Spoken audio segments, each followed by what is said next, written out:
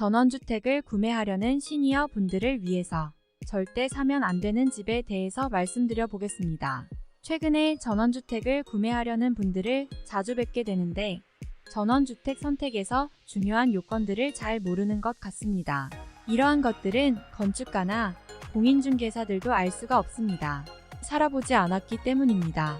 살아보지 않고는 절대 모르는 것입니다.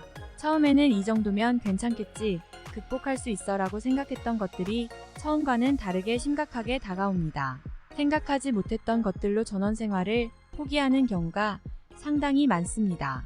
집을 잘못 사서 1년 내내 수리만 하다가 돈은 돈대로 마음과 몸은 지칠 대로 지치고 그만두고 도망가고 싶다는 분들이 예상외로 많습니다. 그래서 전원주택 이런 집은 절대 사지 말라는 것에 대하여 알아보려고 합니다. 전원주택 매물은 지역별로 굉장히 많습니다. 너무 서두르지 않고 천천히 고르는 것이 중요합니다. 첫 번째, 지하수 사용하는 집. 지하수를 사용하는 전원생활은 일반 정수기 설치가 굉장히 어렵습니다. 그래서 대부분 생수를 사다가 먹습니다. 진짜 문제는 가뭄이 있으면 지하수의 수량이 부족해서 물이 안 나오는 것입니다. 밥은 생수로 한다지만 샤워나 빨래, 설거지, 변기 이러한 것이 문제입니다. 물이 갑자기 안 나온다는 것은 불편함의 문제가 아니라 치명적인 문제입니다. 지하수는 수량도 문제지만 오염도 문제입니다. 주변에 축사가 있거나 혐오시설이 있다면 더 치명적일 수 있습니다. 두 번째, 나무구조 집에 있는 2층 욕실. 방수 처리가 잘 된 집은 전혀 문제되질 않습니다. 하지만 시공이 제대로 안 된 집이라면 나무로 만든 집에 2층 욕실에서 물이 새면 나무는 어떻게 될까요? 특히 목구조집 욕실 등 물을 쓰는 구조는 꼼꼼히 체크를 해야 합니다. 그런데 꼼꼼히 체크해야 하는데 어떻게 체크를 해야 하는지 알 수가 없습니다. 그렇기 때문에 위험한 요소를 가지고 있는 집인 것입니다. 세 번째, 작은 주차장. 전원주택의 주차장이 작은 곳입니다. 전원생활에서 차량은 최소 2대가 필요합니다. 대중교통 이용이 거의 불가능하기 때문입니다. 물론 증축할 수도 있지만 상당히 많은 비용이 발생하거나 구조상 증축이 불가능한 경우도 있습니다. 부동산 업자가 집 주변에 공터도 많고 해서 주차하는데 불편하지 않다고 얘기하는 경우 매우 조심해야 하는 것입니다. 왜냐하면 내 땅도 아니고 언제 건물이 들어설지 알 수도 없는데 또 갓길에 주차해라, 이건 말도 안 되는 것입니다. 지금 현재 상황만 보고 공터가 있다, 갓길이 넓다고 얘기하는 것은 어리석은 나쁜 영업입니다. 그런 경우 거래를 하지 말아야 합니다. 네 번째, 집 외장에 목재를 사용한 집. 요즘 전원주택을 보면 창틀이나 외부 벽에 나무를 사용한 집들이 있습니다. 그런데 이 집들은 조금씩 썩어 들어갑니다. 방수목이든 어떤 방수제를 사용했던 예외는 없습니다. 비랑 눈이랑 햇볕, 바람을 이길 수는 없습니다. 외부에서 그것을 견디고 썩지 않는 나무는 살아있는 나무 외에는 없습니다. 물론 극복할 방법은 있습니다. 분기별로 사다리차를 불러 비용을 지불하고 직접 오일스텐을 칠하거나 집을 구매하고 외장을 다른 것으로 교체하는 공사를 하면 됩니다. 그런데 문제는 돈인 것입니다. 같은 조건이라면 외장재는 나무를 사용하지 않은 집이 좋습니다. 외장재 나무는 정말 신경을 많이 써야 합니다. 다섯 번째, 가파른 길 위에 있는 전망 좋은 집. 도로만 잘 되어 있다면 전망 좋은 집은 누구나 살고 싶은 집입니다. 하지만 전원주택의 경우에는 그렇지 않은 경우가 많습니다. 비좁고 가파른 비탈길 위에 주택이 있다면 이것은 나중에 무서운 존재로 바뀔 수 있습니다. 등산으로 착각하면 절대 안 됩니다. 완전히 차원이 다른 것이고 등산은 가고 싶을 때 좋은 날씨와 계절을 직접 선택하면 되는데 집은 매일매일 다녀야 하는 곳입니다. 그리고 우리가 늘 건강하다는 보장이 없습니다.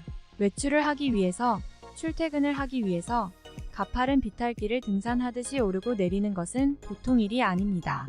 특히 겨울에 눈이 내리면 차를 세워두고 빙판길을 걸어 다니는 경우가 생기는데 이것은 정말 힘든 일입니다. 주변에는 아무것도 없어서 단순히 라면 하나를 사러 나가려고 해도 차를 타고 가야 하는데 도로의 경사가 완만하다면 문제가 없습니다. 하지만 경사가 높은 곳은 굉장히 위험한 길이 됩니다. 제설 작업도 본인이 직접 해야 합니다. 치우지 않으면 반드시 빙판길로 변합니다. 그래서 웬만한 체력 가지고는 버티기 힘듭니다. 전망을 위해서 모든 불편함을 감수할 수 있다. 그런 자신감은 솔직히 없습니다. 전망이 좋다는 것은 사방이 뚫려 있다는 것인데 사계절 바람이 태풍급으로 불어서 마당에서 바비큐 파티를 못하는 경우가 종종 있습니다. 이것도 전혀 생각지 못했던 불편한 요소 중에 하나입니다. 산 위에 전망 좋은 집들의 매물이 끊이질 않고 나오는 경우가 이러한 이유가 아닐까 생각합니다. 6번째, 시공사에서 지은 집. 개인이 건축한 집은 아무래도 본인이 살 집이니까 되도록 좋은 자재와 시공 과정도 꼼꼼히 살펴봅니다. 하지만 시공사에서 판매 목적으로 만든 집은 본인 살 집이 아니기 때문에 아무래도 신경을 덜 쓰게 마련입니다. 보통 단지형으로 전원주택을 분양하는 곳에서 직접 집까지 건축해서 판매하는 경우도 있는데요. 이러한 경우는 더욱더 꼼꼼히 체크해야 합니다. 예를 들어 작업 중에 남은 시멘트를 하수구에 버리고 가서 바닥을 뜯고 재시공하는 사례도 있습니다. 이것도 처음에는 알 수 없었던 것입니다. 살다가 나중에 알게 된 것입니다. 이렇게 건축은 안 보이는 중요한 작업이 상당히 많은데 대단히 단지형 전원주택 시공은 오죽할까요? 비 오면 물 새고 단열 안 되어서 춥고 덥고 문제 발생도 하자보수 기간이 지나 생기니까 집주인이 모두 다 감당해야 합니다. 이러한 곳은 계약 시 도면과 시공서를 요구해서 꼭 살펴보아야 하고 없다면 절대 계약하면 안 됩니다. 도면과 시공서가 있어도 그대로 시공을 했는지 알 수가 없는데 그것마저도 없다고 하면 뻔한 것입니다. 7번째, 단열 확인이 안 되는 집. 전원주택에 있어서 단열은 목숨과도 같은 것입니다. 단열재 종류에 따라서 비용이 천차만별입니다. 겉모습은 예쁜데 좀 싸게 나온 집, 이런 경우는 좀 의심해 볼 필요가 있습니다. 단열재와 시공 방법을 꼭 확인해야 하고 만약 확인이 안 된다면 말이 안 되는 것입니다. 집을 구매할 때 어떤 단열재를 사용했고 어떤 재료가 들어갔는지는 반드시 알려주어야 합니다. 단열재를 좋은 것을 사용한 것이라면 매매할 때 당연히 이야기하지 않을까요? 말을 먼저 안 한다는 것은 문제가 있을 가능성이 있습니다. 8번째, 시스템 창호가 아닌 집. 창호는 시스템 창호가 아니면 단열 성능이 당연히 떨어집니다. 흔히 말하면 겨울은 춥고 여름엔 더워 죽는 것입니다. 특히 전원주택의 특징은 창호가 특히 많습니다. 여기저기 볼 것이 많고 전망이 좋아서 이해는 되는데 단열을 위해서 더욱더 좋은 창호를 사용해야 하는 것입니다. 만약 월 냉난방비에 월 100만원 이상 아낌없이 투자가 가능하거나 창호 전체를 교체할 생각이라면 돈으로 극복 가능합니다. 그렇지 않다면 창호는 반드시 시스템 창호를 선택해야 합니다. 9번째, 내부에 계단이 많은 집. 아파트에 살던 분들이 전원주택을 보실 때 집 내부에 있는 계단을 좋아합니다. 계단이 있는 2층 집은 인테리어 효과가 있습니다. 보통 공간도 불리하기 때문에 2층엔 침실을 두고 1층은 주방과 거실로 사용하니까 넓은 공간이 확보됩니다. 하지만 딱 이것 하나만 생각해 봐야 합니다. 우리의 몸은 영원하질 않죠. 기력이 떨어지거나 무릎이 안 좋은 경우에는 계단이 있는 집은 살 수가 없습니다. 10번째, 외부에 있는 썩은 데크 난간. 외부에 데크가 있다면 상태를 확인하여야 합니다. 데크가 썩어 있거나 파손되었는데 보수가 안 된 경우라면 집 관리를 제대로 안 한 집일 가능성이 있습니다. 데크 하나 관리 안 한 집주인이 다른 곳은 제대로 관리했을까요? 평소에 집을 아끼고 세심하게 관리했는지를 체크해야 한다는 것입니다. 애정이 없는 집은 관리를 안 해서 금세 노후화되었을 것이고 앞으로 문제가 많이 발생할 가능성이 크다는 것입니다. 12번째, 단지로 구성된 전원마을. 뚜렷한 장점과 단점을 가지고 있습니다. 단점은 층간 소음으로 스트레스를 받는 경우가 많습니다. 단지 마을은 주택과 주택 사이의 간격이 좁고 마당이 오픈되어 있으니까 개가 짖는다거나 주말마다 술판이 벌어지면 그것이 옆집에 고스란히 전달된다는 것입니다. 그래서 이웃사촌이 아니라 이웃 원수로 바뀌는 경우가 많습니다. 안 보고 살 수는 없는데 볼 때마다 짜증나고 불편한 이웃으로 끔찍한 전원생활이 되어버리는 경우입니다. 조용히 살기를 원하시는 분이라면 단지 선택을 잘 해야 합니다. 12번째, 혐오시설. 주변에 혐오시설이 있는지를 반드시 체크해야 합니다.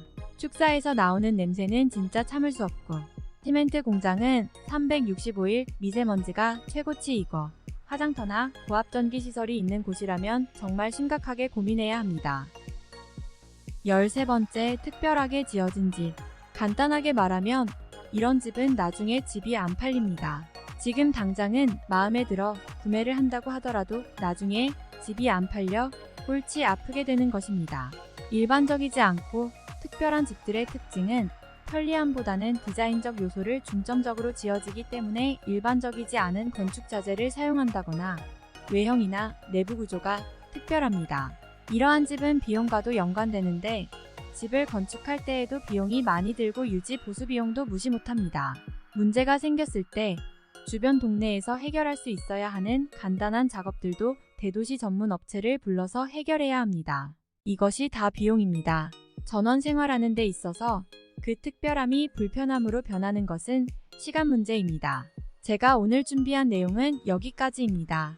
오늘 영상도 유익하셨다면 구독과 좋아요 부탁드립니다. 저는 더욱 도움이 되는 영상으로 찾아오겠습니다. 고맙습니다.